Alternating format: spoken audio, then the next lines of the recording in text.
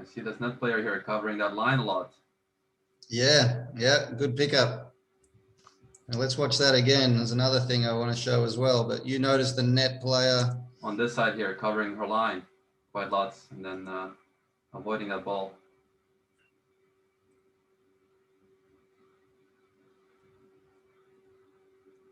Yeah, and unfortunately she ended up missing it. Another thing I notice is I think from a good perspective, here's a high volley. So from a high volley, you can attack a net player and then they have to defend, and that's what he does here. Now the net player is good enough to reflex it and get it back, and it gets it back down low, right? That's a tough one to do. So yeah, so now the mistake would be to hit it back to the net player when you have to volley up.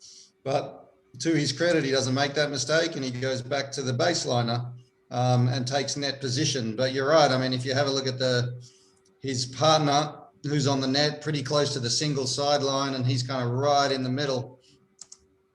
Here's another high volley, and he chose to go back to the person who was further back, where I think probably the best option would have been to go down through here, don't you think?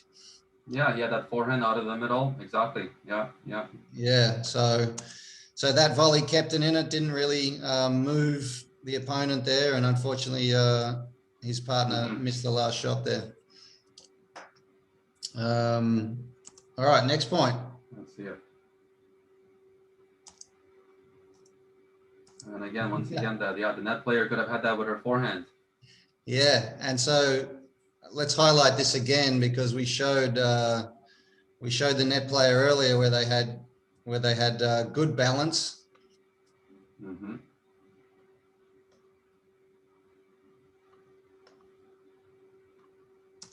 And on this occasion, the ball comes in and she splits and she goes to her left, right? Right, well, she's splitting. And then if we stop here, I mean, to me, the ball is probably on top of the net about here, and it's pretty close to her. So that's a racket out for a forehand volley if you're balanced, but unfortunately she popped up and she went to her left. You can see all her sort of weight goes to her left foot there. And so the return is able to get past her through the middle of the court. So here we have, potentially someone who's a bit worried about her line rather than on the middle a bit more. And here's another example. Here, the opponent is defending with an open racket face, and she's all the way over to her left. And the lob does go up over her head. But she's a long way over there, so not very proactive in taking the middle is what I would say in that situation. Well, and those, the burns down through the alley hurt, but realistically, unless you're getting burned occasionally down through the alley, and whether they miss or they get them in, you're not really covering the meat of the court, that middle. Yeah, absolutely, that's right. Yeah. So the point goes on, and a lot more pressure on the male player here to do a lot more work than he probably should. Yeah. And she does put it away nicely.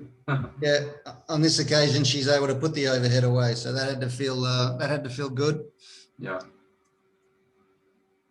Again, you see the smiles, you see the energy. I mean, this is what double's all about: getting out there with your friends or your co-workers or your partners. Yeah. And having fun. There's another ball that, this ball here is hit pretty deep from the guy in the green shorts. And now the net player, should really be looking, sorry, I got the wrong tool there. Should really be trying to slide over and look this way towards the middle. Right. As he makes contact here, she actually goes to her right and the ball comes, I can highlight the ball here if you like. And you're saying that she should be pinching and coming more a little bit towards the middle there because that return was so solid and deep.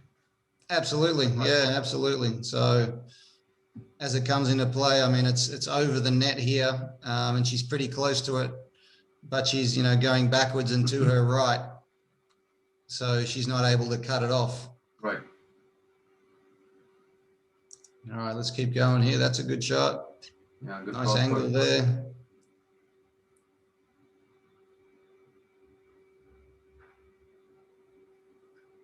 Oh yeah, and she went for that opening in between the two players. Yeah, that's right. Yeah. So another fun point, everybody involved.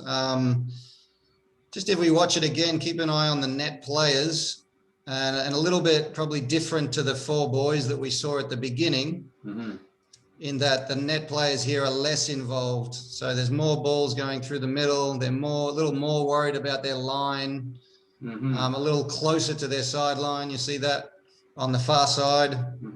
There seems to be more movement left and right, and then forward and backwards is quite careful.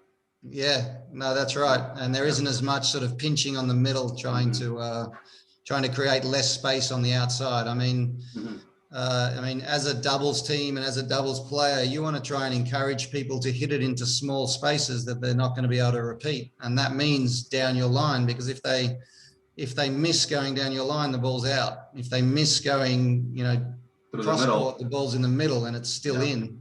So just creating that pressure with your positioning is a great way to accumulate pressure on the opposition. And that's what the best doubles players do. Yeah, no, great points. All right, on to the next point. I think we've got a few left here. Back into night tennis.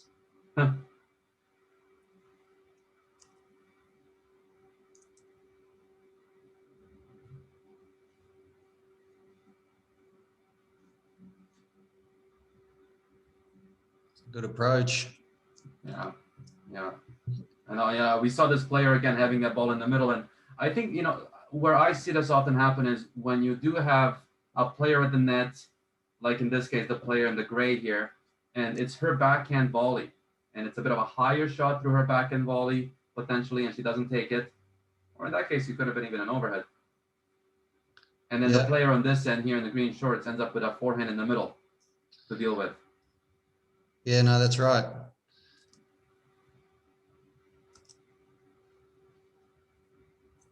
Yeah. That's probably the biggest overhead we've seen of the night. Yeah. Yeah. Which is what I've been encouraging the whole time, right, Uros? Get up there and smack that overhead. Did you save that one for last on purpose, or? Yeah. So that's all the points that we had. Do you want me to? I'll come out of sharing my screen you here. You can do that. Yeah.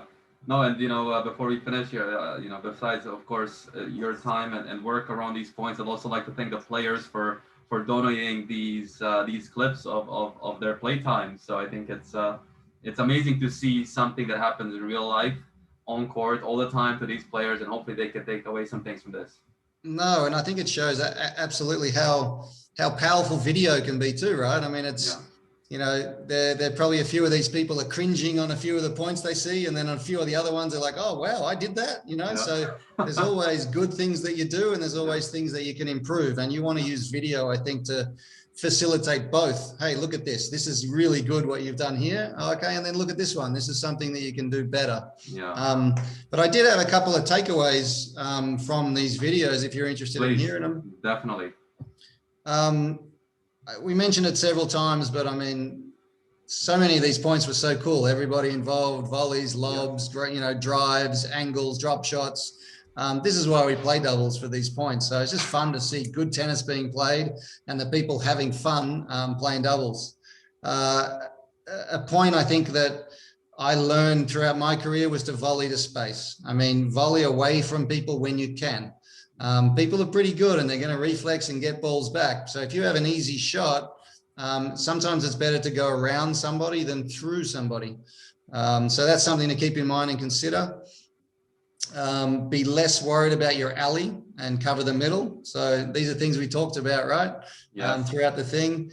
And then you heard me talk about the overhead and getting up and hitting it. And I told you, Uros, when we play doubles together, you're going to get that overhead, okay? Oh, I better get out of practice. So I encourage you to go to your pro, go to your coach and say, hey, the overhead's something I would like to get better at. I want to feel a bit more confidence with it. Take the advice from Louis Carrier. You get about getting back to the service line and before the ball, and you'll almost get everything. But work on your overhead, because lobs happen in doubles quite a lot. And if you can get up and use that aggressive shot, you're going to improve your game, and with it, your chances of winning. And then I think the last thing that we did mention is when the volley's low, below the level of the net, we usually want to go to the person who's further back. rather than popping it up to the person who's closer to us. And then when the ball's up, now we can look for a bit more space, or perhaps we can attack the person at their feet a little bit and make them volley up. So that was some of the points that I took away from watching these awesome tennis points. Yeah, and you know, one thing to add to some of your points that you added here, just, you know, coming in and closing the net, putting pressure on the opponents, you know, triggering that lob rather than being afraid of it. Mm-hmm. You know, by moving forward is a really a big takeaway from me as well. So yeah, no, I think a lot of great points. Steven, always a pleasure. I really thank you for your time and for sharing your experience and knowledge with us. And I look forward to hopefully many more of these. Great to be here. Yeah. Thank you so much. Yeah. Talk soon. Take care. Cheers.